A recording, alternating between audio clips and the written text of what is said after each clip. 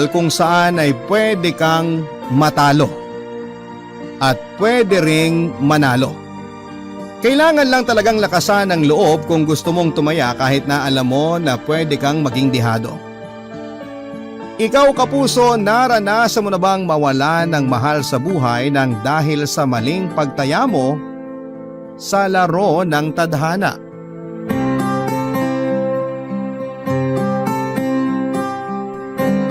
Dear Papa Dudut, hi po sa inyo at sa mga kabarangay na nakikinig ngayon. Itago niyo na lamang po ako sa pangalang Elma, 31 years old at taga Iligan City. Sobrang ganda kasi talaga ng mga kwentong inyong binabasa. Kaya naman nag-decide ako na sumulat din para makapagbahagi ng sarili kong kwento. Maaga akong naulila sa mga magulang ko, Papa Dudut. High school pa lamang ako ay binubuhay ko na ang sarili ko sa pamamagitan ng pagtatrabaho sa mga tindahan, palengke o kung saan paman.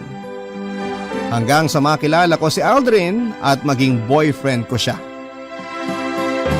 Nasa tamang edad na rin naman ako noon kaya pumayag ako na sama na kami sa isang bahay na parang mag-asawa. Kaya lang doon ko siya mas nakilala at nakita ang pagiging mainitin ng ulo at pananakit niya. Mabisyo din po siya lalo na sa alak at kapag nalalasing ay doon siya mas nagiging mapanakit sa akin. Sinasampal niya ako, tinutulak, pabagsak sa sahig at nagiging marahas din siya pagdating sa kama. Tinis ko ang lahat ng yon, Papa Dudut. Mahal ko na kasi talaga si Aldrin. Saka ayoko nang maging mag-isa sa buhay. Masarap pala kasi yung may kasama ka tapos ay ramdam mong mahal ka. Mabait din naman minsan ang partner ko basta huwag lang siyang malalasing o kaya ay matatalo sa sugal.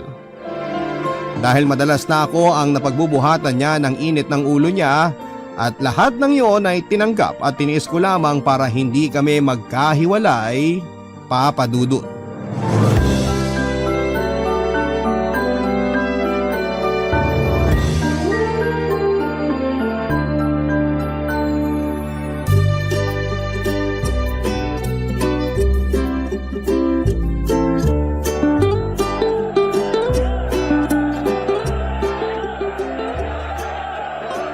Sino pa bang hindi ko nabibigyan ng ulam dito sa listahan ko? Ay, dalawa na lang pala to. Sina Henry at Patrick. Kailangan may abot ko na sa kanila tong pagkain nila bago magsimula ang sabong. Dahil baka mas lalo ko mahirapan na mahanap sila. Nasaan na ba yung dalawang yun? Ayun! Nakita ko na si Henry. Henry! Henry! Oh, Elma! Ang aga mo yata ngayon. Oo, kasi baka maabutan ako ng pagsisimula ng sabong. Mahihirapan na naman akong iabot ang mga order niyong pagkain. Ay, oo nga pala. Muntik ko na rin makalimutan yan. Ito may kasama ng libreng sabaw yan. Oh, Basta sa katapusan ng bayad nito oo, walang problema. Halos lahat naman kayo dito sa sabungan tuwing katapusan talaga nagbabayad sa akin eh. Salamat. O paano?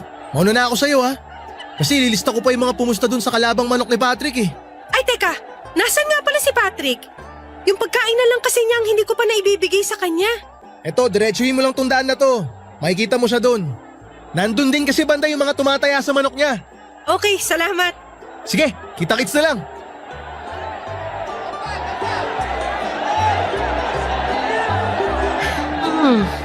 Nasaan na kaya yun? Sabi ni Henry, nandito lang dapat banda yun si Patrick eh. Uy, Elma! Ayo! Pampihira naman, nakakagulat ka naman, Patrick! Nako, sorry. Hindi ko alam na magugulatin ka pala.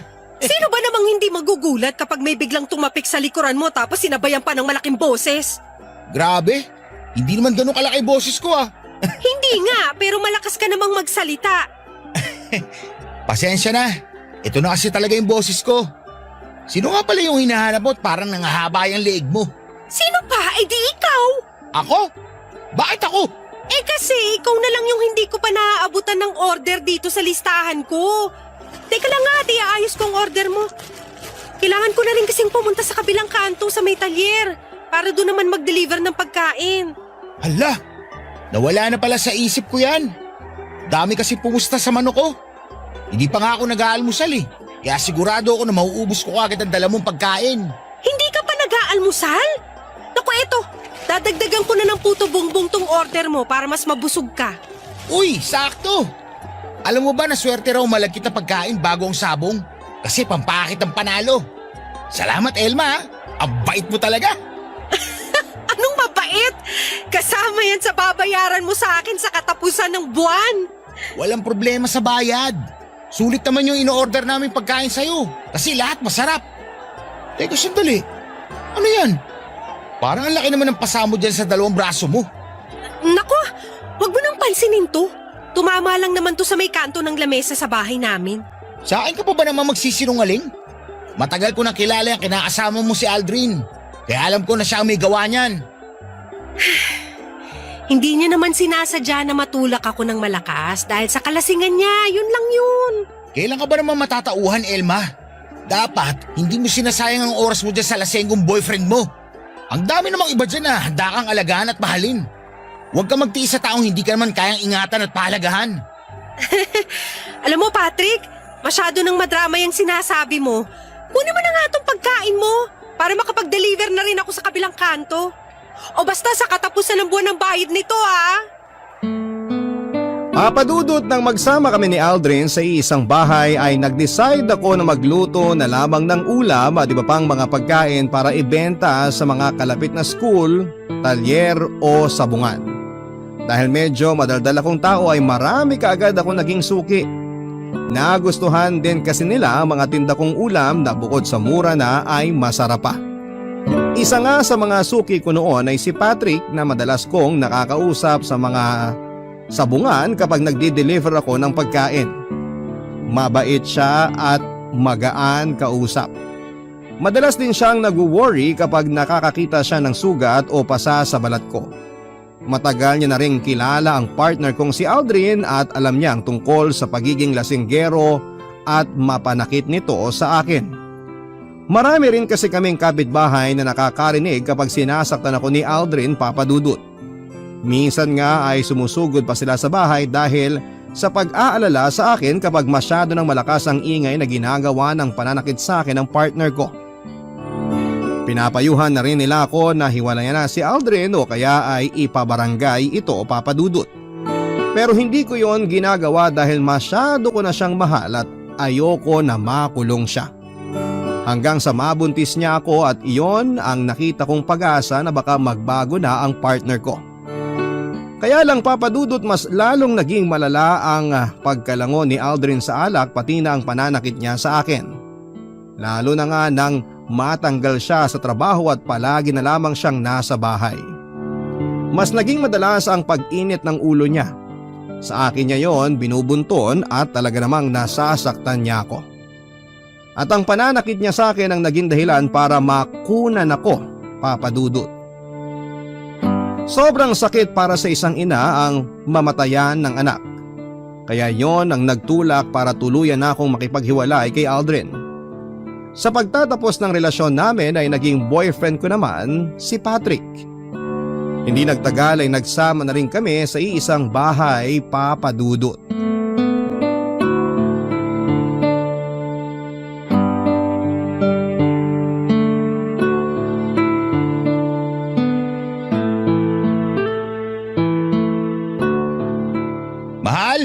Nasaan ka? Nandito sa may likod ng bahay. Nagsasampay lang ng mga nilabhan ko. Nandiyan ka lang pala. Akala ko hindi ka pa nakauwi galing sa palengke. Konti lang din naman ang pinamili ko sa palengke kanina. Bakit naglaba ka na kaagad? Kasi nga maaga akong nakauwi at nakapag-ayos ng mga pinamili ko kanina. Kaysa matambakan din ako ng mga labahin, inasikaso ko na mga to. Napakasipag naman talaga ng asawa ko. Ayoko lang matambakan ng mga gagawin. Pwede naman kitang tulungan dyan. Pero mapilit ka na ikaw lang ang maglalaba ng mga damit natin. Payakap nga muna ako sa asawa ko. Teka, mamaya na yan, mahal. Ito naman, parang isang yakap lang eh. Tapos ka na rin naman sa sinasampay mo eh. Pero maasim na ang amoy ko kasi hindi pa ako naliligo mula kaninang umaga. Ayos lang yan. Sanay naman na ako. Ang sama ng ugali mo Biro lang. Pero alam mo naman na gustong-gusto kitang inaamoy. Lalo na dito sa may kilikili mo. Tama na, lalo akong pinagpapawisan sa'yo O sige na, titigil na ako sa pag-amoy sa'yo. Basta mamaya, ako naman ang amuyin mo ha. Oy, ang piling mo talaga, mahal. Pinapatawa lang kita. Kasi alam kong napagod ka sa paglalaba mo. Ang dami mong alam. Pumasok na nga tayo sa loob ng bahay at medyo mainit na rin ang hangin dito sa labas. Sakto kasi may dala ako masarap na ulam. Nilagay ko na nga pala doon sa lamesa natin. Wow! Ang dami mo naman yatang biniling pagkain, mahal. Madami talaga yan kasi may fried chicken, inihaw na bangus, dinuguan, saka ang paborito mong buko salad. Anong okasyon ba ang meron ngayon? Wala naman. Bakit parang kulang na lang Magtawag ka ng kapitbahay na makikikain sa atin. Sa dami nito mga binili mong pagkain. Gusto ko lang naman kasi mag-celebrate kasi nanalo yung 2 manok ko sa sabong kanina. At syempre, ikaw lang ang gusto ko makasama sa pagsi-celebrate na to. Kaya naman pala ang saya-saya mo at may paamoy-amoy ka pa ng kili-kili ko. Kahit naman hindi na nanalo mga manok ko, gusto ko pa rin inaamoy ang maasim na kilikili mo. Ay, grabe ka naman mang asar, mahal. Ganon kasi ako magpakita ng pagmamahal ko. Dinadaan ko sa pangasar ko. Ay, nako. Mabuti pa maghahain na ako habang mainit-init pa itong mga ulam na binili mo. Sakto kasi nakapagsaing na rin ako ng kanin kanina bago ako maglaba. Kukuha na ako ng mga plato at baso para maayos ko na itong pananghalian natin.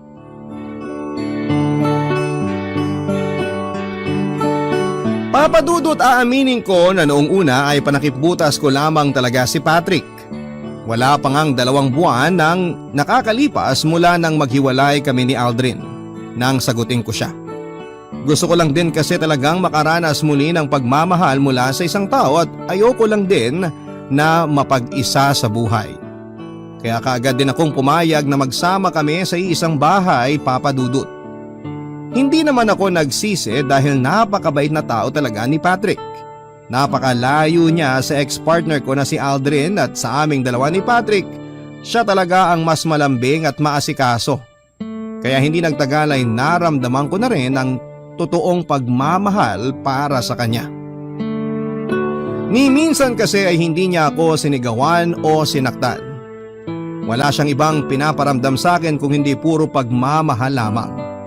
Ang naisip ko nga noon kaya siguro ako binigyan ng Diyos ng pagsubok nang makunan ako ng dahil sa ex-partner kong si Aldrin ay para mas mabigyan ng daan ng kwento namin ni Patrick, Papadudot. Barangay Love Stories. Barangay Love Stories. Alaga na ginagawa ni Patrick sa mga manok niya. Hindi ko alam na grabe niya palang gastusan ang mga pagkain at vitamins na para sa mga yon. May trainer pa ang mga manok niya para mas maging matapang daw pagdating sa pakikipaglaban sa sabungan.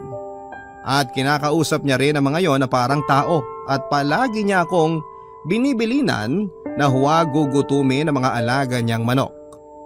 Nakakatawang isipin pero parang mga anak na rin ang turing niya sa mga manok niya, Papadudot. Noong una wala naman akong nakikitang problema. Dahil bukod sa mga manok niya at sabong ay wala na siyang ibang bisyo. Nakwento niya rin, Papadudot, na minana niya ang pagiging mahilig sa manok o sabong sa namatay niyang tatay at lolo. Kinalakhan na raw niya ang pag-aalaga sa mga ito kaya hindi niya na rin nabitawan pa. Nagumpisa siya sa pag-aalaga ng sisiw at pagtaya ng maliliit na halaga sa mga sabong. Hanggang sa siya na mismo ang nagtayo ng sarili niyang breeding farm ng mga manok na pangsabong. Hindi niya raw mabitawan yon dahil talaga raw nakakaaliw ang mga manok na inaalagaan niya, Papadudot.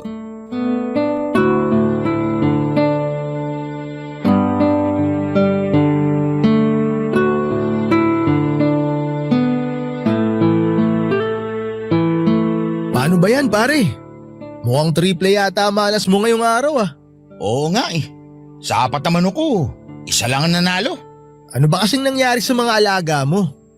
Mga brusko naman, tsaka mukhang liamado. Pero natalo ng payat at dehado ng mga manok. Ano nangyari? Hindi ko rin alam Henry. Mukha naman silang nasa kondisyon mula kagabi. Pero parang nanamlay kaninang umaga. May ganyan talaga mga manok pare. Akala mo nasa kondisyon na pero hindi pala. Alam mo, magandang ipasok yan sa niraraket ko ngayon. Anong racket yan? At parang hindi ko yata alam. Confidential kasi tong racket ko na to pare. Pero dahil magkaibigan naman tayo, isishare ko na rin sa'yo. Malaking pera ba yan? Oo. Malaki kung malaki talaga. Kaya nga nakabili ko ng 2 tricycle na pinababoundary ko ngayon sa kapitbahay namin. Madali lang to Patrick. Ang kailangan mo lang gawin, ipanlaban mo yung mga mukhang liamado mo na manok pero wala talaga sa kondisyon. Teka, hindi ko masyado maintindihan. Ipaliwanag mo nga na mabuti Henry. Di ba may mga manok ka na mukhang brusko? Yung mga mabalahibo pero hindi naman talaga malaki? Oo, yung mga manok ko na mukhang malaki pero mahina pa dahil kulang pa sa vitamins kaya hindi ko pinanlalaban. Yun yung mga manok na kailangan ko. Kahit nga yung mga panabong mo na nag-retire na mga malapit ng mamatay, pwede yun. Ang gagawin lang natin dyan pare, ipananabong mo yung mga yon. Tapos sasabihin ko sa mga big boss ko na mahina yung manok na ipanlalaban mo. Kaya dun sila pupusta sa kalaban. Kapag nanalo sila, may 10% kagad ako ron. Tapos ibabalato ko naman sa iyo yung 5%. Malaking pera na yun pare. Teka, hindi ba pandaraya naman yung racket na sinasabi mo Henry? Parang ganun na nga. Pero malaking pera naman ang pinag-uusapan natin dito. Piruin mo sa isang tao pa lang, kikita ka na ng 30,000. Hackfight pa lang yun o dun sa sabungan natin sa plaza. Pero kapag yung sabong ginanap sa bayan, mas malaking pera ang kikitain natin dun. Pwede kang maka 100 o 300,000 sa isang dehadong manok lang na ilalaban mo.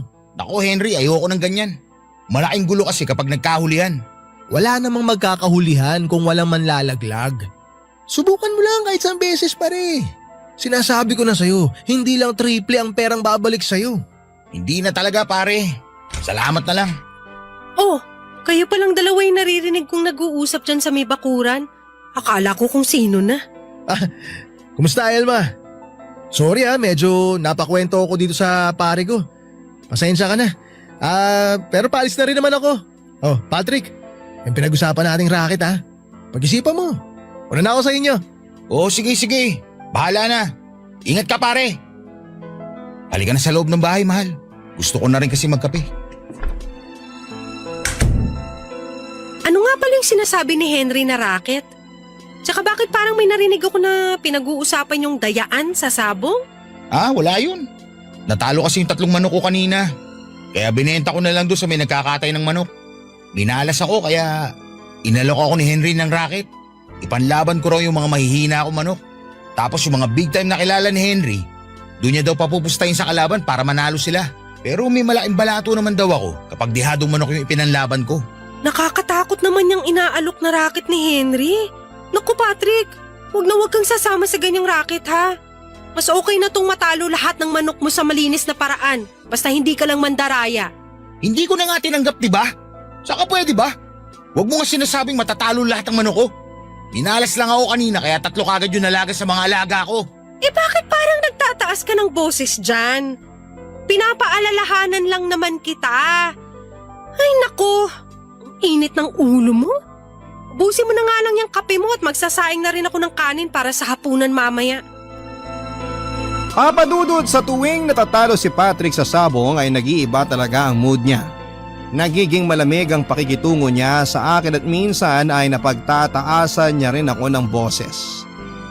Naisip ko na kahit sino naman siguro ay talagang magiging mainit ang ulo kapag natatalo sa isang laro o sugal, lalo na kung may pera na nawawala sa'yo. Kaya naman inintindi ko na lamang si Patrick sa tuwing matatalo siya sa sabong. At pinapaalala ko rin sa kanya na huwag niyang tatanggapin ang alok na racket ng kaibigan niyang si Henry. Dahil alam ko na hindi maganda ang naidudulot ng pandaraya sa buhay ng isang sabongero. Kaya lang papadudot naging sunod-sunod ang mga malas na dumarating sa amin noon ni Patrick. Bukod sa mga pagkatalo niya sa sabong, napeste rin ang mga alaga niyang manok at ang ilan ay namatay.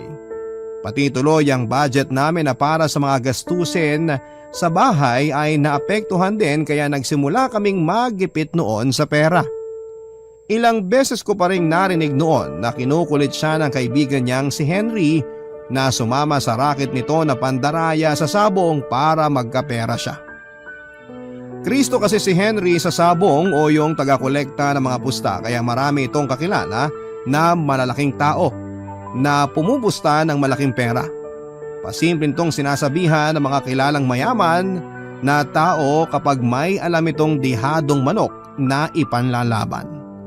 Marami na rin kasi siyang sabungero na nahikayat sa racket na yon.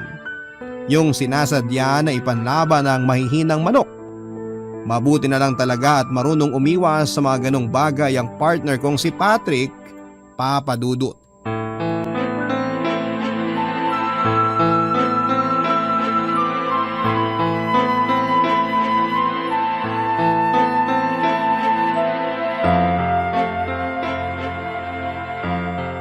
Elma? Elma! Pakibuksan mo naman tong pinto! Sandali lang! Anong meron at napasyal ka ng ganitong oras? Teka, ano nangyari sa inyong dalawa ni Patrick? Bakit puro basa at sugat ang mukha niyo? Nagkagulo kasi sa may sabungan kanina eh. Ano?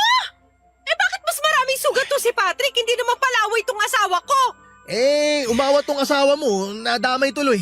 Umawat lang pala si Patrick. Bakit parang siya yung nabugbog ng mga tao dun sa sabungan? Mahal, mamaya ka na magtanong. Alalain mo muna ako maglakad kasi medyo nahihirapan akong tumayo dito sa harap ng bahay. Oo nga naman, Elma. Alalayan mo na tong asawa mo. Oo, sige. Aalalayan ko siya dito sa kabilang braso niya. Alalay lang, dahan-dahan. Pare, ingat sa paglalakad. Alalay lang, Elma ha. Oh, dahan-dahan sa pag-upo dito sa sofa ha, mahal. Yan, salamat. O teka, kukuha muna ako ng alkohol at bulak para malinisan yung sugat mo. O paano pare? Uuwi na rin ako ha. Baka nag-aalala na rin yung misis ko kasi kanina pa ako wala sa bahay namin. Dapat kanina pa ako nakauwi. Sige, ingat ka. Salamat sa paghatid sa akin dito sa bahay ah. Wala yun pare. O paano Elma? Ikaw nang bahala dyan sa kaibigan ko ha. Alis na ako. Okay, ingat ka. Grabe, ang sakit itong tagiliran at magkabilang hita ako. Ito talagang napuruan sa akin kanina eh. Lilinisan ko na ng bulak at alkohol tong sugat mo sa pisngi ha, mahal. Aray! Dahan-dahan, mahal. Ang sakit eh. Hindi ko pa nga masyadong nadadampi tong bulak eh. Sorry, alam mo naman na mahina ang pain tolerance ko eh. Bakit ka ba kasi nakipag-away? Kung alam mo naman na madali ka masaktan at magkasugat. Hindi nga ako nakipag-away. Nadamay lang ako sa gulo nila. Nakiawat lang talaga ako kanina. Ano bang gulo yung sinasabi ni Henry? Kasi, yung isang kasama ni Henry na Cristo rin, nahuling nagbibigay ng tip doon sa isang pupusta. Sinabi niya na mahina ang manok ni Kaloy at doon pumusta sa manok ni Vincent. Ayun, may nakarinig at pinaamin siya na may sabuatang naganap. Maraming nakaalam hanggang sa nagkagulo na. Umawat lang ako nung makita kong kinukuyog yung mga Kristo sa sabungan. Pero sa akin naman nila ibinunton yung galit nila. Kaya eto, medyo nabanatan ako.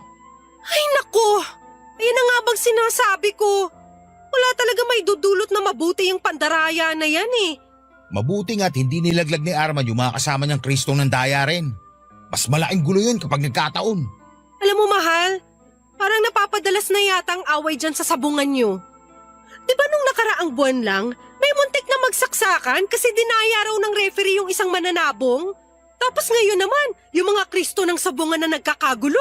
Nagkakaroon lang naman ng problema kapag may dayaang nangyayari. Pero hindi naman mawawala ang mandaraya sa mga ganyang sugal o sabong. Lalo na't nagkalat ang mga gahaman na tao. Mahal, baka naman pwedeng itigil mo na yung pagsasabong mo kasi parang gumugulo lang ang buhay natin dyan eh. Alam mo namang hindi madali para sa akin na bitiwan to. Lalo na't minana ko pa to sa lolo tatay ko. Huwag ka mag-alala. Iiwas na lang ako sa mga ganong klaseng gulo. At pangako ko sa'yo, hindi ko talaga gagawin ng mandaya para hindi ako madamay sa kanila. Papadudot na realize ko na sa isang relasyon ay hindi po pwedeng yung puro pagmamahal lamang ang umiiral o nangingibabaw. Lalo na nga kung nagsasama na sa isang bahay ang dalawang tao na magkarelasyon. Maraming bagay ang dapat na isaalang-alang at pagtuunan ng pansin. Kasi totoo naman yung sinasabi ng iba na hindi tayo mapapakain at mabubuhay ng puro pagmamahal lamang. Kailangan na kumayod tayo, magtrabaho o maghanap ng kung anumang pagkakakitaan kung gusto talaga nating tumatag ang isang relasyon. Nakita ko naman yon sa partner kong si Patrick.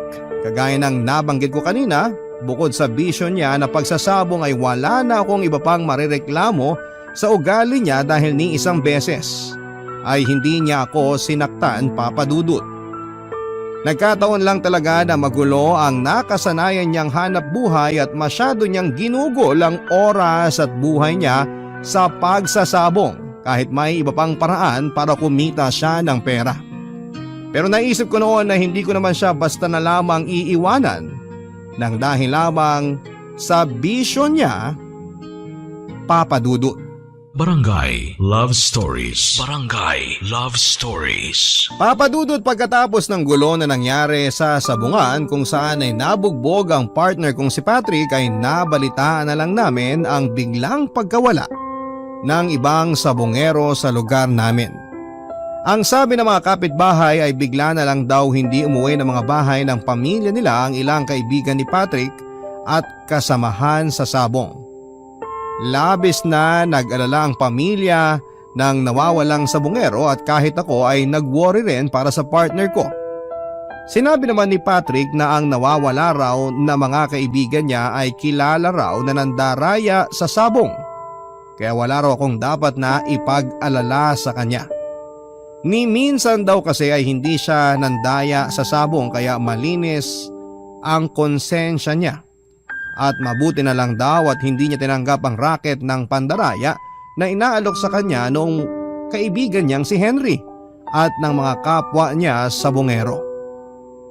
Ganon pa man ay naaawa pa rin ako sa pamilya ng mga naiwan ng nawawalang sabungero. Ayoko kasing dumating ang araw na maranasan ko ang hirap at sakit na nararamdaman nila. Ayokong bigla na lang ding maglaho ang pinakamamahal kong si Patrick, Papa Dudut.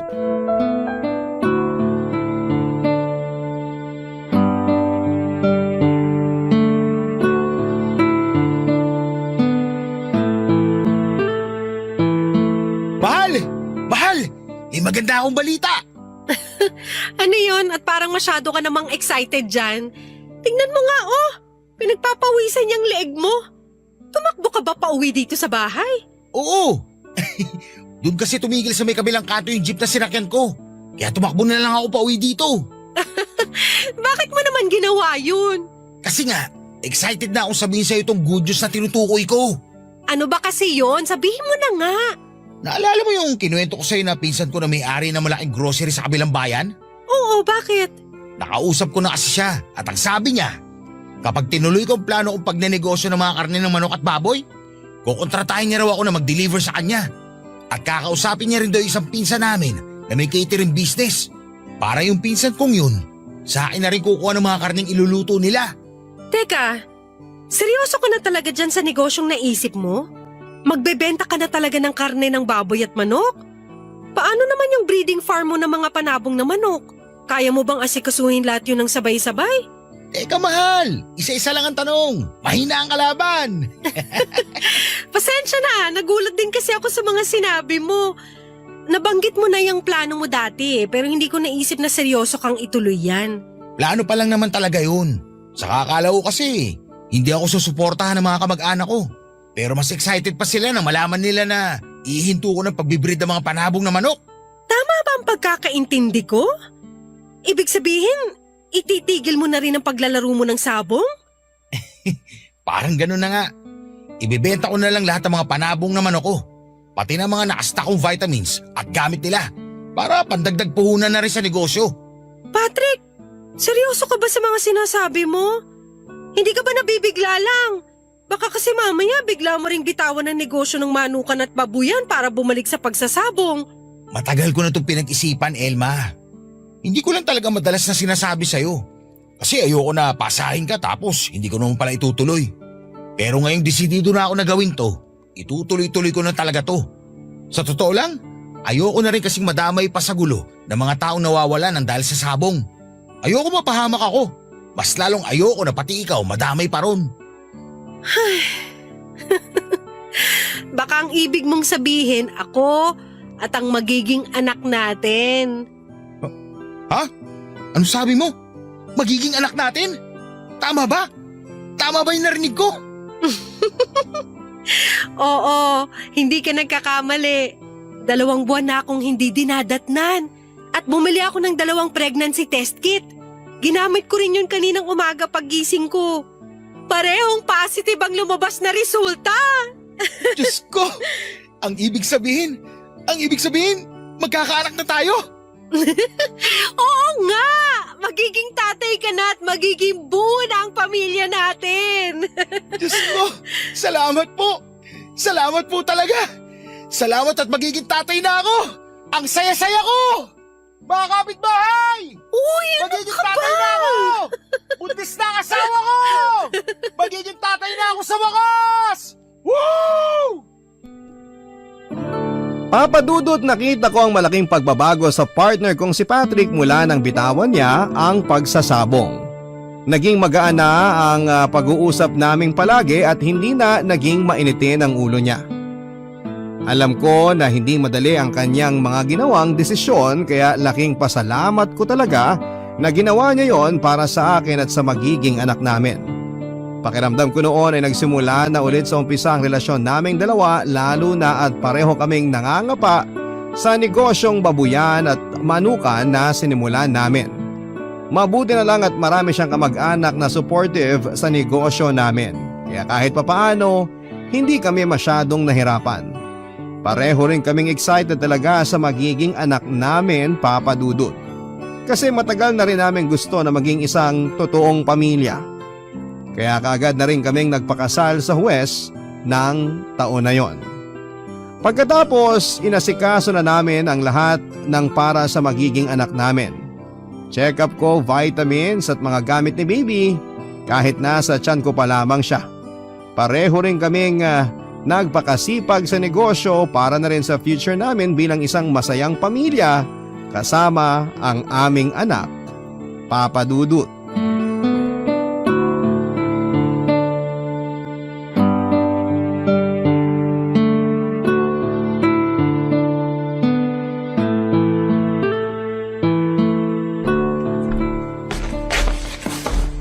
Mahal, bakit nandito ka pa sa bahay? Pinagluto kasi kita ng paborito mong sinaing na tulingan. Hindi mo naman na kailangan gawin yan kasi kaya ko naman magluto. Ayaw mo kasi samahan kita kanina na mag-deliver ng niluto mong biko doon sa umorder sa'yo. Kaya naisipan ko na lang na magluto para sabay tayong kumain ng tanghalian. Hindi kita pinasama kasi nga kailangan mo maglinis kanina ng mga kulungan ng alaga nating baboy at manok. Teka, dito ka ba sa bahay magtatanghalian at naghahain ka na dyan sa lamesa natin? Oo, saan ba dapat? Kasi diba fiesta dun sa bayan ngayon? Narinig ko na niyaya ka ng pinsan mo na makifiesta dun. Nako, hindi na ako pupunta kasi baka mahirapan ka lang sa biyahe kung isasama kita. Ayos lang naman sa akin kahit hindi ako sumama. Ayun na nga mahal. Kaya ayoko rin pumunta kasi alam ko hindi ka sasama. Ayos nga lang sa akin na maiwan dito sa bahay. Kahit naman hindi pa ako buntis nun, hindi na talaga ako mahilig makifiesta. Tsaka diba, may magaganap na championship ng sabong mamaya sa bayan? Oo. Ba't hindi ka pumunta dun para manood? Ha? Teka, okay lang sa'yo na pumunta ako doon? Oo naman. Manunood ka lang naman dun, diba? Tsaka malaki rin ang natulong ng pinsan mong yun sa negosyo natin. Okay din na magpakita ka ng konting suporta sa kanya mamaya. Tsaka alam ko rin na gusto mong pumunta doon. Kasi 'di ba taon-taon mong inaabangan ng championship ng sabong sa bayan? Tama ka mahal. Palagi ko talagang inaabangan yun kahit wala akong panlaban na manok. Kaya nga pumunta ka na sa bayan kasi walang problema sa akin. Kahit makifiesta ka at manood ng sabong mamaya. Ang totoo, nahihiya rin kasi ako sa'yo eh. Bakit naman? Baka kasi isipin mo na hindi ko kinokontrol ang sarili ko pagdating sa sabong. Baka pag-isipan mo ako na bigla na lang akong bumalik sa bisyo ko na yun. Walang ganun, mahal. Sabi ko naman, di ba, na malaki ang tiwala ko sa'yo. Nagpapasalamat nga ako kasi nagawa mo talagang bitawan ng pagsasabong para sa akin at sa magiging anak natin. Gusto ko na rin kasi magbagong buhay. Gusto kong maiba naman yung kwento ng buhay natin. Pagsasabong na yung kinabubuhay namin. At yun ang ayokong manahin na magiging anak natin. Kaya tutuparin ko talaga yung pangako ko sa'yo na hindi na ako babalik pa sa bisyo kong pagsasabong. At naniniwala ako na magagawa mo yun, mahal. Ikaw pa ba? Ang laki kaya ng tiwala at bilib ko sa'yo. Kaya nga mahal na mahal kita eh. At mahal na mahal din kita. Kayo na magiging anak natin. Pero mahal, okay lang ba talaga na pumunta ako ng bayan at manood ng championship ng sabong? Oo nga! Yun! Akala ko hindi ka papayag eh. Wala namang problema sa akin basta i-text mo na lang ako ha kung anong oras ka makakauwi mamaya. Oo mahal. Sige, aalis na rin ako. Nakahain naman na dito sa lamesa ang kanin at ulam. Teka, hindi ka na ba magpapalit ng damit? Hindi na, ayos na tong suot ko. Para di na rin ako magtagal. Baka mahirapan pa akong sumakay ng jeep papuntang bayan. O paano? Aalis na ako mahal ha? Okay, ingat ka. Ay, mahal. Ano yun at bigla kang bumalik? Pakis mo na ako. I love you. I love you too. Ito namang asawa ko, manunood lang ng sabong, naglalambing pa. Hintayin mo na ako maghapunan mamaya. Kasi uuwi din naman ako kagad. Bye mahal. I love you. Mahal na mahal kita. Mahal na mahal ko kayo na magiging anak natin. Sobra! Papadudot, malaki ang tiwala ko kay Patrick kaya hindi ko talaga siya pinagbabawalan na manood ng sabong. Ayos lang ding sa akin kung tumaya siya gamit ang maliit na halaga ng pera. Alam ko naman kasi na alam niya ang limitations niya lalo na nga at magkakaanak na kami. Kaya naman hinayaan ko siya noon na makifiesta sa bayan at manood ng malaking sabong na magaganap doon. Taon-taon kasi siyang nandoon at palagi siyang masaya kapag uuwi ng bahay pagkatapos ng sabong na event na yon. Kaya ako na ang nagkumbinsi sa kanya na pumunta at makifiesta sa bayan. Hindi naman kasi talaga mabibitawan basta-basta ang bisyo, hindi ba papadudot? Kaya naman inintindi ko talaga noon si Patrick at pinaramdam ko yon sa kanya. Kasi ramdam ko na ginawa niya ang lahat para hindi masira ng bisyo niya ang relasyon naming dalawa. Kaya nga nagulat talaga ako nang mag-decide na siyang bitawan ng breeding farm niya ng manok na panabong at iba pang mga gawaing may kinalaman dito. Doon pa lamang ay alam ko nang hindi ako nagkamali ng lalaking pinili na mahalin at makasama. Kaya lang papadudot, hindi pala para sa lahat ang tuloy-tuloy na kwento ng masayang pagsasamahan at pagbubuo ng isang pamilya. Hindi ko alam kung pagsubok pa rin ba ito pero pakiramdam ko ay bigla na lamang nagtapos ang lahat. Noong araw kasing umalis si Patrick para makifiesta sa bayan at manood ng malaking event ng sabong doon ay yun din ang huling araw na nakita ko siya. Hindi na kasi siya nakauwi ng bahay at wala na akong naging balita sa kanya. Nagpablatter ako sa barangay at police station para mahanap siya at nagtanong-tanong sa mga kakilala o kamag-anak niya kung may alam ba sila kung nasaan ang asawa ko. Pero naging bigo lang ako, papadudot. Walang sino man ang nakapagturo sa akin kung saan ko siya pwedeng makita. Nalaman ko rin, papadudot, na may ibang sabongero rin ang nawala na kasabay ni Patrick. At kagaya ko ay bigo din ang mga pamilya nila na makakuha ng impormasyon kung saan huling nakita at nasaan ang mga mahal nila sa buhay. Para bang pinagtatakpan kung saan sila napunta. Parang ayaw ipaalam talaga kung saang lugar sila huling nakita. Sobrang sakit para sa akin kasi kung ang dahilan ng pagkawala ni Patrick ay may kinalaman sa sabong ay bakit kailangan niya pang madamay. Binitawan na niya ang pagsasabong kaya walang dahilan para madamay siya sa gulo ng mga sabongerong nawawala. Sa ngayon, Papa Dudut, ay may 3 taon na rin po ang nakakalipas mula ng huling beses kong makasama at mayakap si Patrick. Ako na rin po ang nagmamanage ng babuyan at manukang iniwan ng asawa ko.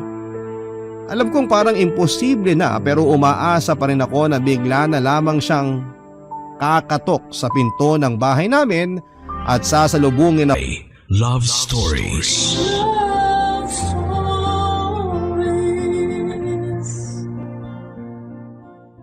Barangay LS 97.1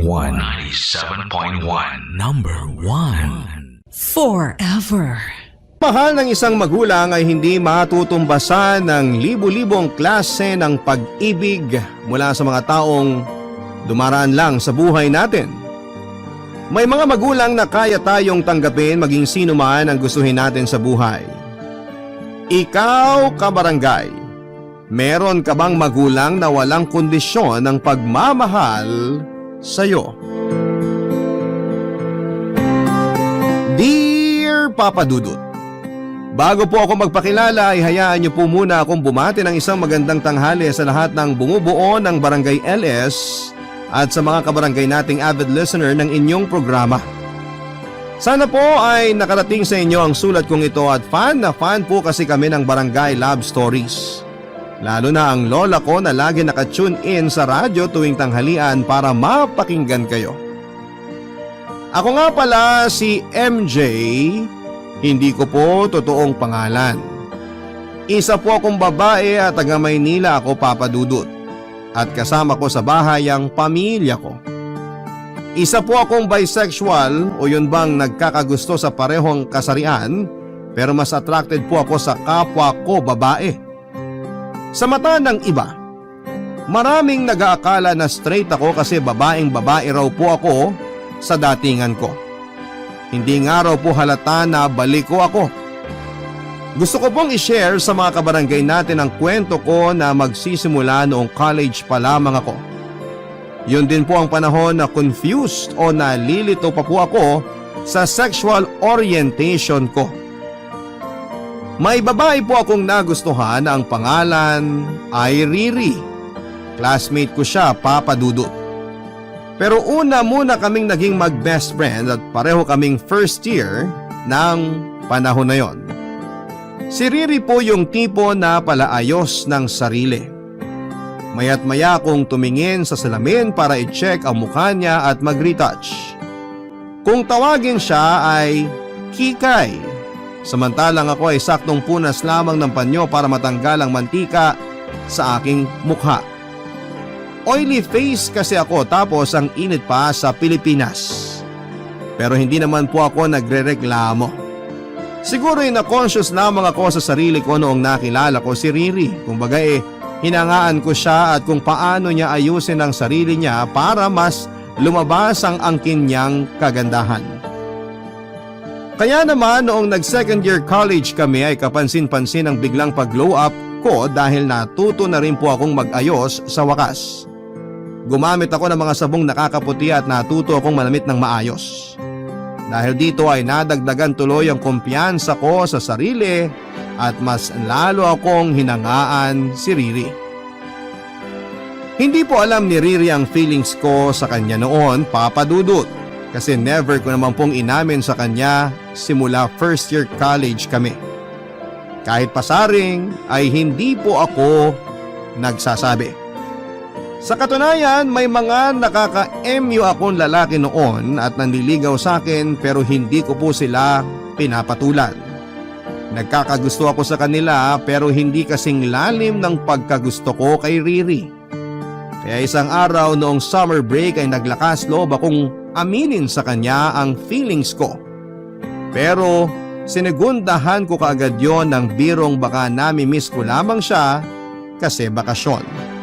At dahil best friends naman po kami ni Riri ay walang nagbago sa turingan namin sa isa't isa. May jowa rin po si Riri noon, Papa Dudut. Kaso'y nag-break po sila at ako po ang nag-comfort sa kanya, Papa Dudut.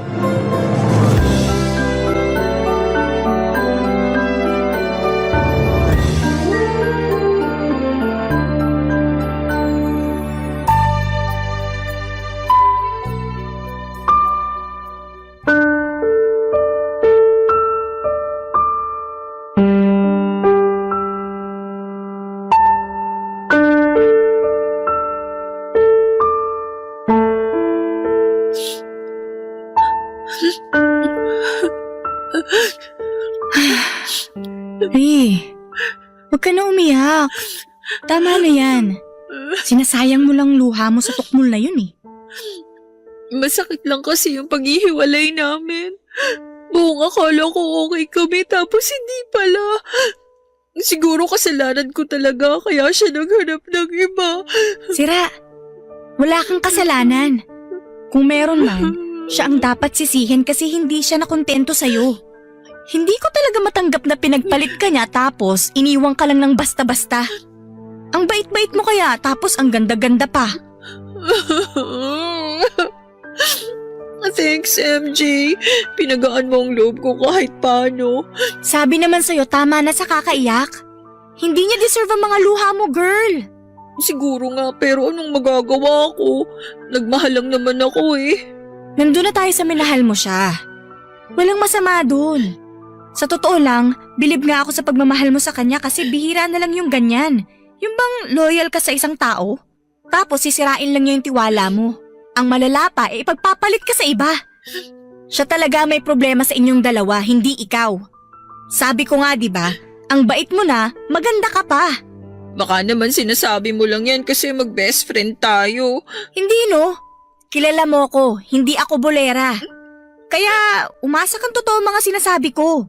At hindi yun magbabago kahit tumanda pa tayo. Para sa akin, mabait ka pa rin at maganda. Thanks ulit. Malungkot ka pa rin? Namimiss ko kasi siya eh. Ikaw ba, namimiss niya? Aray, ang sakit naman nun. Yaan mo na kasi siya. Baka nga, hindi ka iniisip nun kasi masaya na siya sa iba. Naiyak ulit tuloy ako. Ikaw kasi eh. Ay, sorry naman. Pero sige, kung yan ang makakapagpagaan sa loob mo, umiyak ka na. Pero last mo na yan, ha? Dapat, pagkatapos niyan, simulan mo nang mag-move on. Hindi ko alam kung kaya ko, MJ. Hanggang ngayon kasi, nasasaktan pa rin ako sa breakup namin. Kayanin mo! Hindi pwedeng i-delay mo ang happiness na pwede mong maranasan kapag nakapag-move on ka na sa kanya.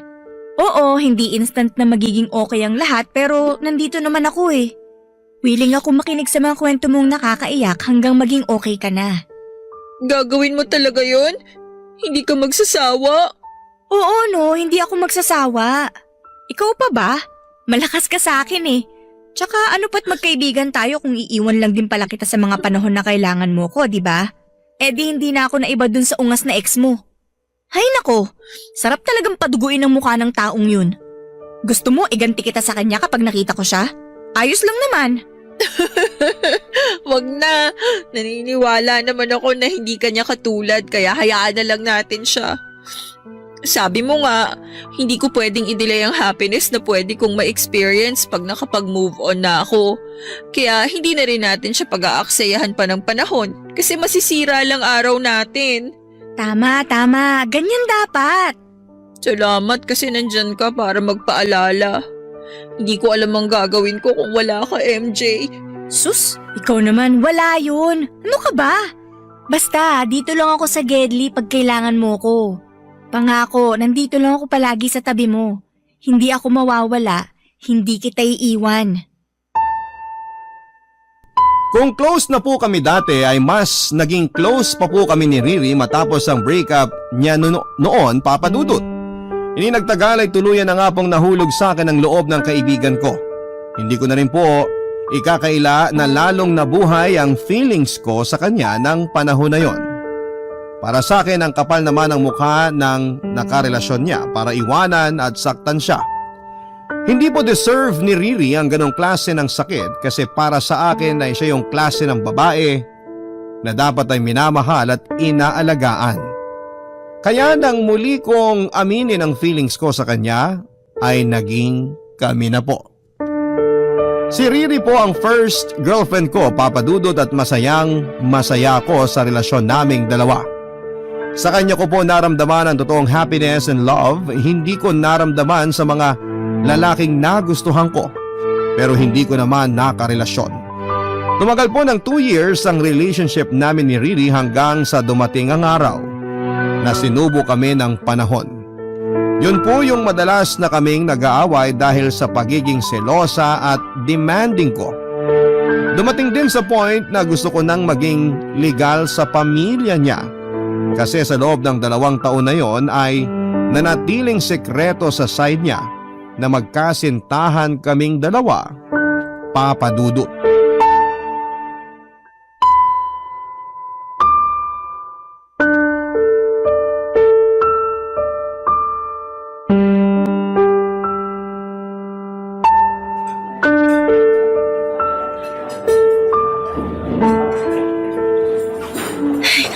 Bakit ngayon ka lang? Anong oras na oh? Sorry, may tinapos pa kasi ako sa bahay. Alam mo namang hindi ako pwedeng umalis basta-basta. Hindi ako naniniwala sa'yo. Ang sabihin mo, nagpapalusot ka lang. Lagi mo naman dinadahilan yung pamilya mo eh. Anong sinasabi mong nagpapalusot lang ako? Totoo naman na marami pa akong ginawa sa amin kaya hindi ako agad nakaalis. Nakakarindi na kasi. Paulit-ulit ka na lang na may ginagawa tuwing magde-date tayo. Kaya di na natin nasusulit yung mga araw na magkasama tayo eh kasi lagi kang late. Palaging may ganyang eksena. Madalas din na may mangyari sa inyo kaya kailangan mong umuwi ng maaga. Nasasabi mo lang yan kasi hindi ka panganay. Hindi mo alam yung responsibilidad ko sa buhay at bahay namin. Alam ko namang breadwinner ka. Lagi mo kayang binibida yan sa akin. Pero ipapaalala ko lang sa'yo na may girlfriend ka rin. Hindi naman fair na palaging pamilya mo lang ang iniintindi mo. Paano naman ako? Ha? Anong paano ka naman? Diyan ka magaling eh, sa maang-maangan portion. Akala ko ba naiintindihan mo ang sitwasyon ko? Tapos ngayon sa'yo pa talaga manggagaling yung salitang yan? Makakawalang gana ka, alam mo ba yun? Ikaw pa talaga ang nawala ng gana ha? Ikaw na nga tong late dumating sa date natin ngayon tapos ganyan pa ugali mo? Nagsorry na ako, di ba? Hindi ko naman kontrolado ang sitwasyon eh. Hindi ako bingi, wag kang sumigaw. Baka pagchismisan tayo ng ibang tao. Naririnig ko sinasabi mo. Ngayon naririnig mo na. Kanina parang hindi mo ako pinapakinggan kasi kung ano-anong sinasabi mo sa akin. Dinamay mo pa pagiging breadwinner ko. Palibhasa, bunso ka.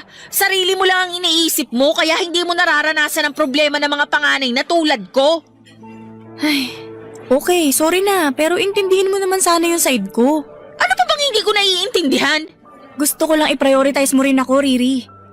Pakiramdam ko kasi naiitsipwera na ako sa buhay mo dahil sa pamilya mo at trabaho mo eh. Eto pa, girlfriend mo ako pero hanggang ngayon, hindi mo pa rin ako pinapakilala sa mga magulang mo. Ikaw nga, kilala ka na sa bahay namin eh. Alam mo naman ang sagot ko dyan, di ba? Tsaka nag-usap na tayo na darating din tayo sa point na masasabi ko rin sa parents ko na hindi lang kita basta kaibigan, na girlfriend kita. Pero hindi pa ngayon yun. Ang labo mo naman kausap. Ikaw ang malabong kausap. Ba't ba parang nagiging demanding ka na? Pinipressure mo na ako. Naiinip lang ako. Alam mo kung ganyan ka ng ganyan, wala nang mangyayari pa sa relasyon natin. Mabuti pa siguro maghiwalay na tayo. Ano? Riri naman, hiwalay ka agad? Sige na, uwi na ako. Riri, saan ka pupunta? Uuwi na ako. Tapos na tayo, MJ. May gagawin pa kasi ako sa bahay namin eh. Tutulungan ko pang maglabas si nanay kaya mauuna na ako sa'yo. Riri, please, wag mo naman akong iwan dito. Riri, sandali! Hindi ko po inakala na ang masaya naming pagsasama ni Riri ay mauwi din pala sa hiwalayan. Napaka-unfair ni Riri kasi hindi man lang niya inisip yung 2 taon naming relasyon para makipaghiwalay siya ng gano'n na lamang. Kulang na lamang ay masiraan ako ng ulo, Papa Dudut, lalo pa at hindi ko alam i-handle ang sakit na nararamdaman ko ng panahon na yon. Ayoko pong mawala sa akin si Riri kaya pinakiusapan ko po siya na ayusin namin ang relasyon namin pero ayaw na po niya talaga. Sa kabila nito ay hindi ko pinakinggan si Riri. Sa halip ay hinabol ko po siya maging sa pinagtatrabahuhan niya, Papa Dudut. Bali ang siste ay palagi ko siyang inaabangan sa workplace niya tuwing uwian para kausapin sana pero naiirita lamang siya sa akin kapag nakikita niya ako. Sinabi ko po na willing akong mag-adjust ng ugali, wag lamang niya akong iwanan pero buo na po talaga ang desisyon niya na maghiwalay na kami ng landas. Hindi na raw po kasi nagwo-workout ang relasyon namin. Kaya lang makulit talaga ako at matigas ang ulo ko at hindi marunong umintindi sa kagustuhan ni Riri. Lalo ko siyang kinulit hanggang sa napilitan na pong lumapit si Riri sa pamilya ko at nakiusap sa kanila na patigilin na ako sa paghahabol sa kanya, Papa Dudut. Barangay Love Stories. Barangay Love Stories. At tampo na nararamdaman ko ng mga panahon na yon ay dahil sa paghihiwalay namin ni Riri ay napalitan naman ng matinding galit at hinanakit. Hindi niyo rin naman ako masisisi bagaman walang perpektong relasyon ay palagi naman po naming nalalampasan ni Riri ang mga gusot sa pagsasama namin noon dahil maintindihin po akong tao. Sa katunayan, noong may nagawa siyang mali sa relasyon namin ay hindi ko siya iniwanan. Nagstay ako at sinubukang buuin ulit ang tiwala ko sa kanya para bumalik kami sa dati. Tapos nung ako naman nang naging toxic ay iniwan agad niya ako. Alam kong unfair ang realidad. Kaya nga ang sakit-sakit at sobrang sama ng loob ko sa kanya. Dahil sa mga naranasan kong yon ay nagsimula akong kainin ng depression. Simulan noong iwan ako ni Riri ay hindi na po ako pumasok sa trabaho, Papa Dudut. Puro lang po inom ng alak ang inatupag ko kasama ang mga barkada ko. Nagsimula na po akong hindi umuwi sa amin at mas madalas na natutulog sa ibang bahay. Hindi po katakataka na labis pong nag-alala sa akin ang tatay ko lalo na't unti-unti nang nalayo ang loob ko sa kanya. Kaya nga isang araw nang himalang nasa bahay ako at kasabay kong kumain ng tanghalian ng tatay ko ay sinamantala na niya ang pagkakataon para kausapin ako ng masinsina noon, Papa Dudut.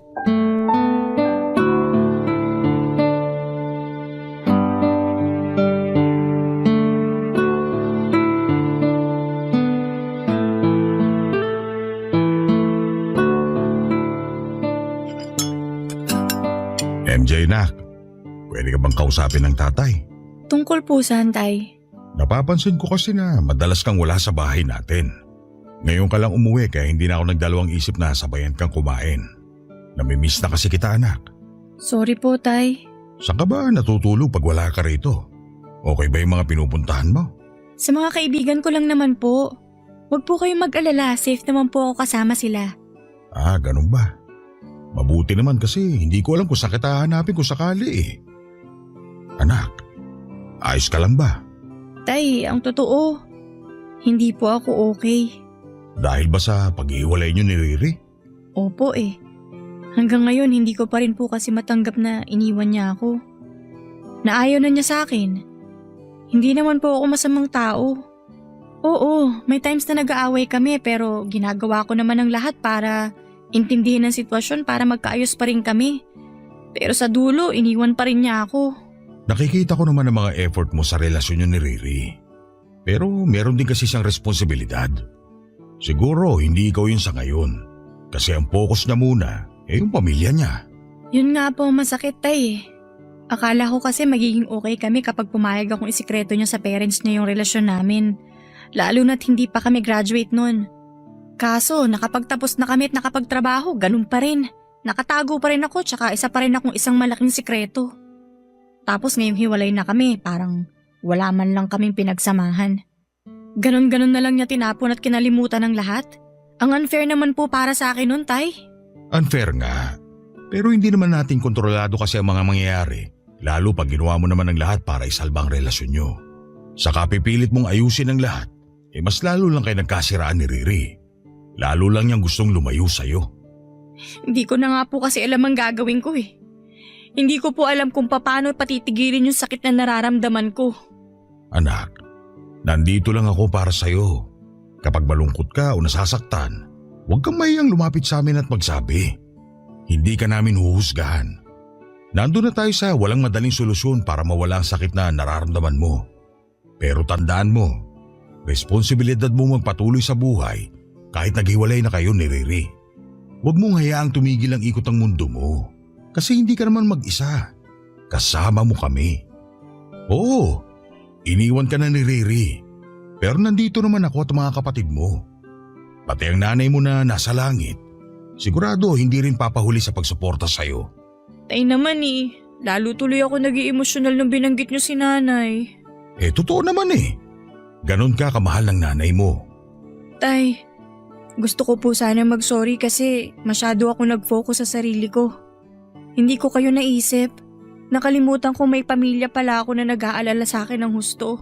Nako, alam mo, kulang na lang masiraan na ako ng ulo sa kaiisip kung nasan ka o kung ligtas ka ba sa mga pinupuntahan mo. Ay, MJ anak, wala na ang nanay mo. Ayoko namang pati ikaw mawala rin sa akin. Kaya sana naman, umuwi ka pag aalis ka. May uuwihan ka naman May pamilya ka. Hindi ko po akalain na may ganong klaseng sentimiento ang tatay ko tungkol sa akin, Papa Dudut. Aaminin ko pong nalungkot ako kasi hindi ko akalain na naaapektuhan na rin pala siya sa mga pinaggagawa ko. Mabait at masipag pong tao ang tatay ko at simula nang mamatay ang nanay namin ay wala na siyang ibang inatupag kundi ang magtrabaho para mabuhay kaming magkakapatid at mapagtapos kaming lahat sa pag-aaral. Isa pong padjak driver si tatay, Papa Dudut, at proud po ako sa trabaho niya kasi hindi siya gumagawa ng masama para kumita ng pera. Mas lalo ako naging proud sa kanya nang mapagtapos niya ako sa pag-aaral. Kaya nga parang may libo-libong karayom ang tumutusok sa puso ko nang kausapin niya ako at pakiusapan na umuwi na sa amin. Yun po ang naging inspirasyon ko para ayusin ang sarili ko, Papa Dudut. Nagsimula po akong gumising sa umaga na nagpapasalamat sa lahat ng mga biyaya ng Diyos na ibinibigay niya sa akin at sa pamilya ko. Naghanap din po ulit ako ng trabaho. Nakapasok naman ako sa isang BPO company bilang call center agent. Simula noon ay nakapag-provide na po ako sa amin at masaya ako na nabawasan na ang alalahanin ng tatay ko sa mga gastusin sa bahay. Hindi naglaon ay unti-unti ko rin pong nahanap ang mga piraso ng sarili ko na nawala dahil sa pagkabigo ko sa pag-ibig. Dahil ito sa pamilya ko na nagmamahal sa akin lalo na sa tatay ko, Papa Dudut. Sa loob ng 2 taon sa pagtatrabaho, sarili at pamilya ko po finocus ang lahat.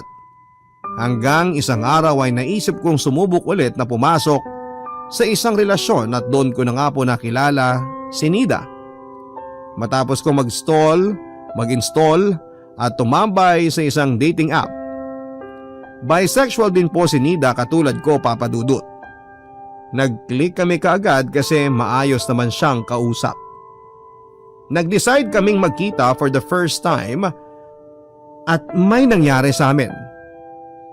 Pero kinatagalan ay meron po siyang inamin, Papa Dudut.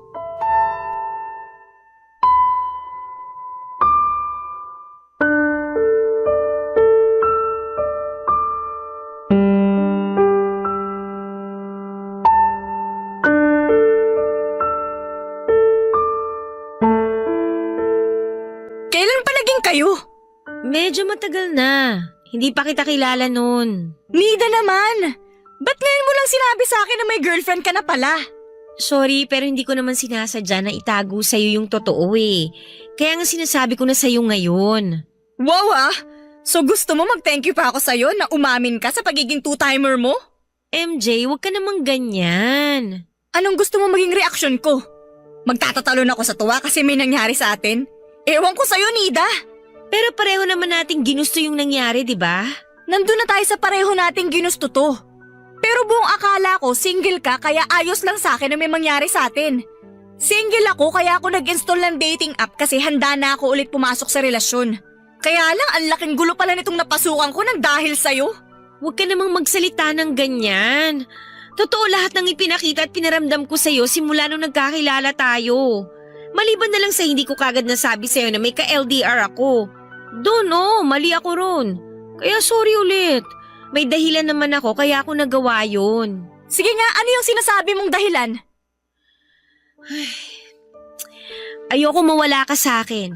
Ayoko lumayo ka sa akin kapag nalaman mong may girlfriend ako. Mahalaga ka na sa akin, MJ. Alam mo yan. Kung mahalaga ako sa'yo, hindi mo ako lolokohin. Mabuti na lang pala hindi pa ako hulog na hulog sa'yo kasi kung nagkataon na naging tayo tapos malalaman kung may karelasyon kang iba, baka mapatay pa talaga kita.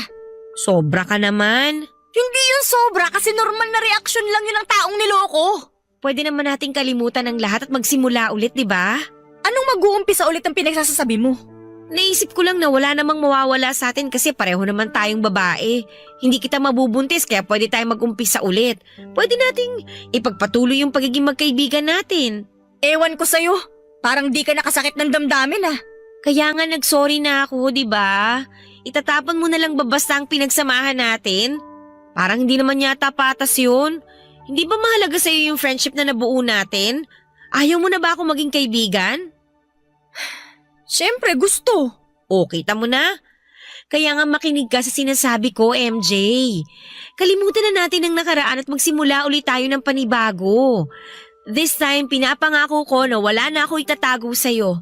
Promise yan, kaya hindi mo na kailangan mag-alala, okay? Okay. Pangako mo yan ah. Oo naman. Paano yung jowa mo? Hayaan mo na siya. LQ kami ngayon, tsaka ikaw ang gusto kong kasama, hindi siya. Papadudot, doon ko po na-realize na sobrang laki po pala ng impact ng naging breakup namin ni Riri sa buhay ko. Kasi hindi ko po kayang mawala sa buhay ko si Nida kahit na harap-harapan niya akong niloko. Alam ko po na hindi tama na tanggapin ko pa rin siya sa buhay ko dahil nagsinungaling siya sa akin. Ibig sabihin ay sinira na niya ang tiwala ko pero may parte sa akin na natatakot maiwan dahil pakaramdam ko ay magsisimula na naman ako sa wala, papadudot. Sa maikling panahon matapos kong makilala si Nida ay natutunan kong ibigay sa kanya ng buong buo ang sarili ko. Ang tiwala ko, ang puso at katawan ko. Kapag nawala siya ay baka hindi ko po kayanin. Alam ko na marami sa mga kabarangay natin ang maiinis sa akin at sasabihin na napaka-rupok, tanga, walang bait sa sarili. Pero kapag kayo po ang nasa sitwasyon ko ay tiyak na gagawin nyo rin ang ginawa ko. Minsan madali lang sa ating humusga kasi hindi natin nararanasan ang eksaktong pakiramdam ng isang taong dumaraan sa isang sitwasyon na katulad ng sa akin. Kaya sana'y maging sensitive po tayo dahil may feelings din naman ang mga katulad namin. Yun po ang eksaktong pakiramdam ko noon, papadudot, na siyang nagtulak sa akin para wag pakawalan sa buhay ko si Nida. Sumabay pa na natanggal ako sa trabaho ko noon sa BPO kaya sumama ako kay Nida para sa pagja-job hunting niya. Doon po lalong nahulog ang loob ko sa kanya. Madalas kaming nagiinuman kaya lang sa tuwing napapasukan ng alak, ang sistema ko ay lalo po akong nagiging marupok. Kapag lasing nga kami ni Nida ay may nangyayari sa amin, papadudot. Barangay Love Stories. Barangay Love Stories. Nagtuloy-tuloy po ang paghahanap namin ng trabaho ni Nida at hindi nagtagal ay pareho kaming natanggap sa isang BPO company. Balik call center ako at nang mga panahong yon ay may nangyayari pa rin po sa amin, papadudot. Kahit na sila pa rin ang LDR girlfriend niya. Unofficially ay napagkasunduan naming maging fubo ni Nida. Hinayaan ko na lamang po na ganon ang naging setup namin kaysa naman mawala siya sa akin sakaling itigil namin ang ginagawa namin. Ewan ko ba, sobrang broken ko pa rin siguro sa past relationship ko kaya pumayag akong maging side chick na lamang. Alam ko po na hindi ko deserve ang ganong klase ng trato kahit nasa anong klase ng relasyon pero wala po akong nagawa. Nadaig po ako ng emosyon ko at ng pagiging people pleaser ko, papadudot. Dumagdag pa. Nasa bahay namin tumutuloy noon si Nida since kaibigan at katrabaho ang pakilala ko sa kanya sa pamilya ko. Pero isang araw ay nalaman ko po na naghiwalay na pala si Nida at ang girlfriend nito. Dahil sa nangyari ay nagkaroon ako ng chance para maging girlfriend si Nida. Sobrang saya ko po noon kasi sa wakas ay girlfriend na ulit ako. Hindi ko inakala na mauuwi sa tototohanan ang pagiging mag-on namin ni Nida. Akala ko ay magiging forever fubo na lamang kami. Sinabi ko pa nga sa sarili ko noon na aalagaan ko na ang relasyon namin at hindi ko siya hahayaang mawala at iwan ako tulad ni Riri. Kaya nag-adjust ako sa ugali at binigay kay Nida ang lahat. Sa katunayan ay kinuhanan ko siya ng motor na magagamit namin sa pagpasok sa trabaho at paggala kapag may date kami. Ako po ang naguhulog noon. Wala namang kaso kasi mahal ko siya, Papa Dudut. Kaya lang akala ko ay perfect na ang relasyon namin ni Nida hanggang sa nalaman kong niloloko pala niya ako. Ang motorsiklo na hinuhulugan ko ang siya mismong ginagamit niya para makipagkita sa babae niya.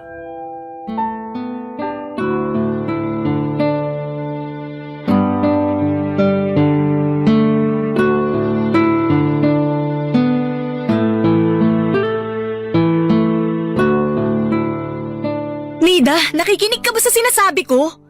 Parang lumulutang ang isip mo eh. Tapos kanina ka pa nakatingin sa cellphone mo. May inaabang ka bang text o tawag? Wala. Napatingin lang ako sa phone ko. Bawal ba? Uy, sa wakas nag-reply din. Sinasabi ko na nga ba may ka-text ka eh. Ha? Wala to, no? Hindi ako naniniwala sa'yo. Akin na yung phone mo, patingin! MJ naman eh. Huwag ka namang makulit. Wala lang to. Anong wala? Sobrang excited kang basahin yung message ng kung sino man nag-text sa'yo. Alam mo, napakasinungaling mo talaga. Huwag mo naman sabihin yan. Wala akong ginagawang masama sa'yo. Nagde-date nga tayo, di ba? Tayo yung magkasama. Tayo nga, pero nasa ibang tao naman yung isip mo. Ano, subukan mo ba mag-deny? Iyahampas ko yung cellphone sa mukha mo. Aminin mo na may iba ka na, no? MJ naman eh. Meron o wala lang ang gusto kong marinig, Nida? Okay, sige. Ang kulit mo eh. Para kung walang pinag-aralan kung magbunga nga. Kaya sige na, sasabihin ko na. Meron. Ano, masaya ka na ba? Sira ulo ka pala eh. Paano ako magiging masaya eh niloloko mo na naman ako? Aray! Huy, ano ba? Tigilan mo nga yan. Nasasaktan ako.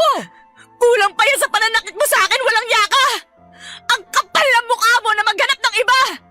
Hindi ka na nakontento sa akin, nakuha mo pang lumandi! Ano magagawa ko? Nakakasawa ka na. Lalo na yung ugali mong pabebe. Ayoko na sa'yo kaya maghiwalay na tayo. Gusto mo maghiwalay tayo para maging kayo na nung bago mo? Kilala kita! Malamang may namamagitan na sa inyo habang tayo pa.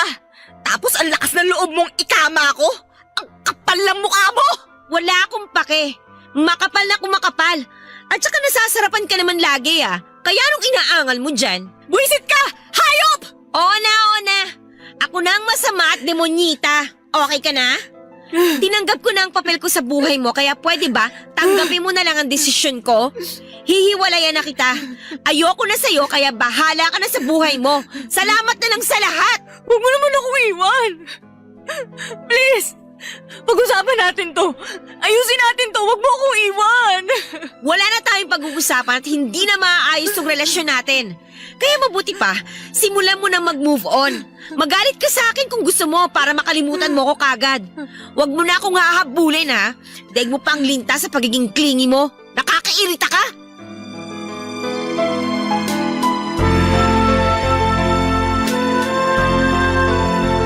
Parang gumuho po ang mundo ko matapos kong malamang iniiputan ako sa ulo ng babaeng minahal ko ng husto, Papa Dudut.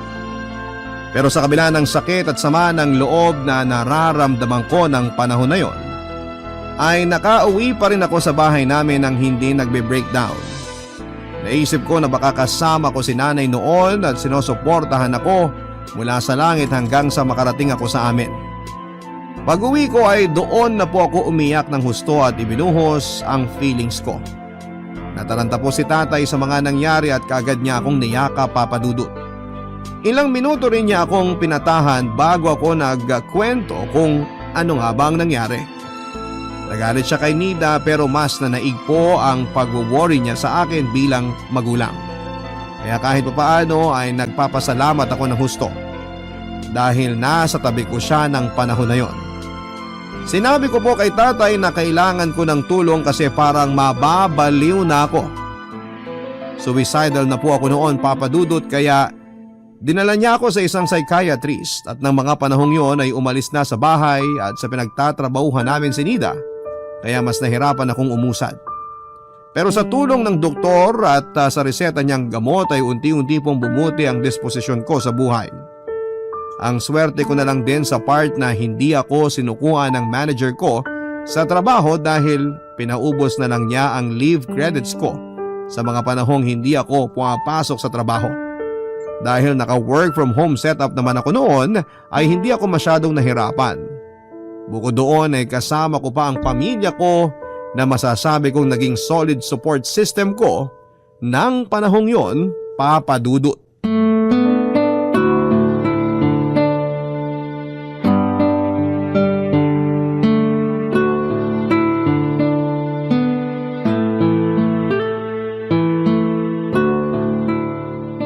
Nak, pwede ba kita makakausap? Sige po, Tay. Tara, tabi po tayo dito sa sofa. Salamat, Nak. Hindi ka naman siguro matutulog pa, no?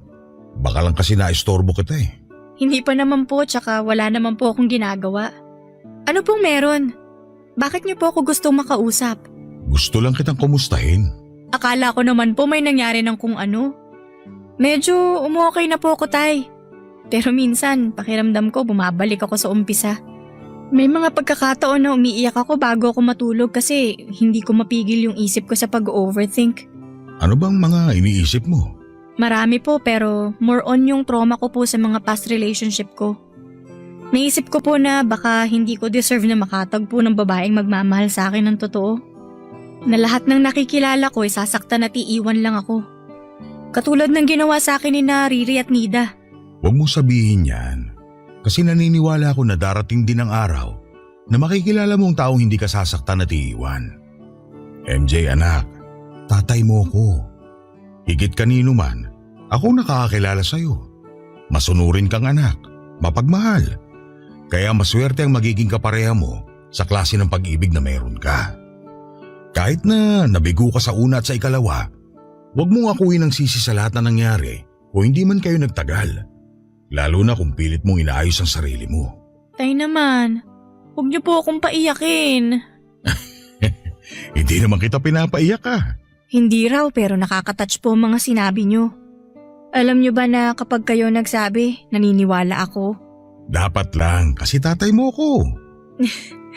Salamat sa suporta, Tay ha. Kahit nung sinabi ko sa inyo na bye ako, hindi kayo tumigil sa pagsuporta sa akin.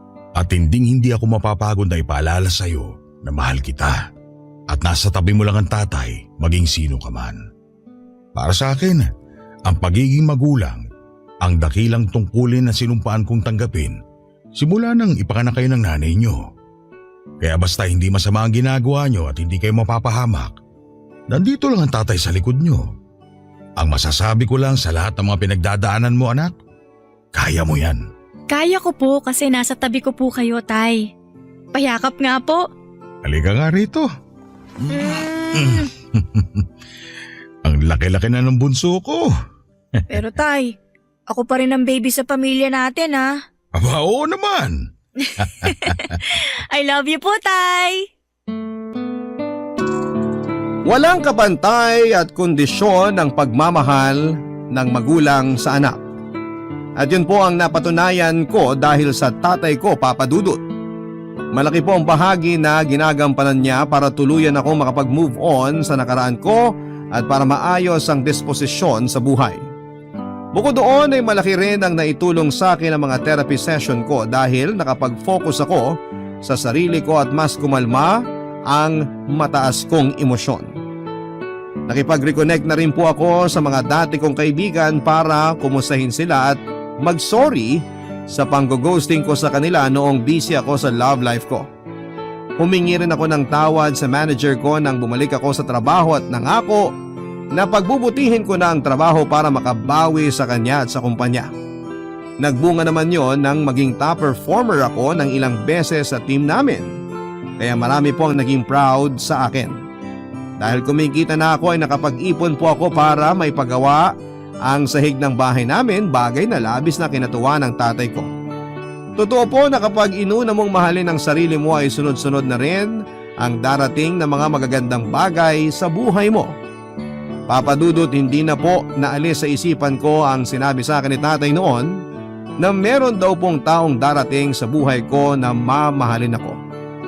Muli ay sumubok po ako makipagkilala hanggang sa dumating po sa buhay ko si Rose na hindi nagtagal ay naging girlfriend ko. Graduating student po si Rose sa isang medical school at may kalayuan ng lugar na tinitirhan niya. Pero sa kabila ng lahat ay hindi po ako nakaramdam ng alinlangan. Bukod doon ay kilala po ako ng family niya at legal po ang relasyon namin. Priority po namin ang isa't isa kaya alam kong secure ang pagmamahal ko kay Rose. Pag nakagraduate na si Rose at nakapag-board exam ay saka ko naman siya ipapakilala sa tatay ko.